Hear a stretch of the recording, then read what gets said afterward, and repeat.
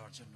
New ইয়র্কের সংক্ষিপ্ত সফরে গিয়েছেন বাংলাদেশ জামাতে ইসলামীর আমির ডাক্তার শফিকুর রহমান। বিমানবন্দরে পৌঁছালে আমিরে জামাতকে স্বাগত জানায় সেখানকার দলের নেতাকর্মীরা।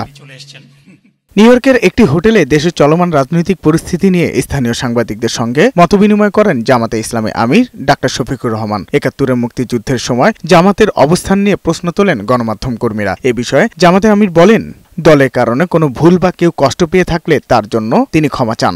শুধু ৭১ না, ৪৭ সাল থেকে শুরু করে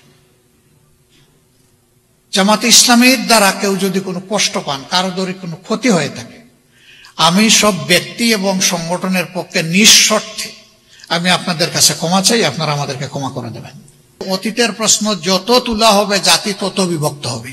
প্রশ্ন আসে নির্বাচন সহ বিভিন্ন ইস্যু নিয়ে। পিয়ার নিয়ে জামাত টানাটানি করছে না উল্লেখ করে জামাত আমির বলেন, এ দাবি যৌক্তিক। দাবি জানান জাতীয় নির্বাচনের আগে গণভোটের।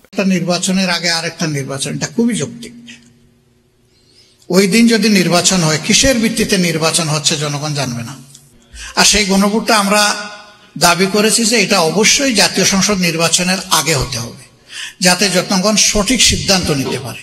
এই গণভোটের উপর ভিত্তি করে জুলাই চার্টার বা সনদ যেটা হয়েছে, ডিক্লারেশন যেটা হয়েছে, এর ভিত্তিতে নির্বাচনটা হলে ২৪-এর যে আকাঙ্ক্ষা মানুষের ছিল তার প্রতিফলন ইনশাল্লাহ ঘটবে। সম্প্রতি এনসিপি নেতারা জামাতকে নিয়ে নানান কথা বলছে। এই বিষয়ে জামাতের আমির বলেন, তাদের প্রতি কঠোর হওয়া উচিত নয়।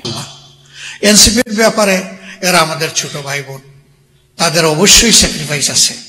ওরা যদি আমাদেরকে একটু অভিমান করে কিছু বলেও ফেলে, তবু আমরা মনে করি যে তাদের প্রতি আমাদের অত বেশি কঠোর হওয়া উচিত নয়। ফেব্রুয়ারিতে নির্বাচন না হলে সন্দেহ ও দেশের সংকট দুটোই দেখা দেবে বলে জানিয়েছেন জামায়াতের আমির। আর একটা সামাজিক দায়বদ্ধতা। সাজ্জাদুর রহমান, বৈশাখী সংবাদ, ঢাকা।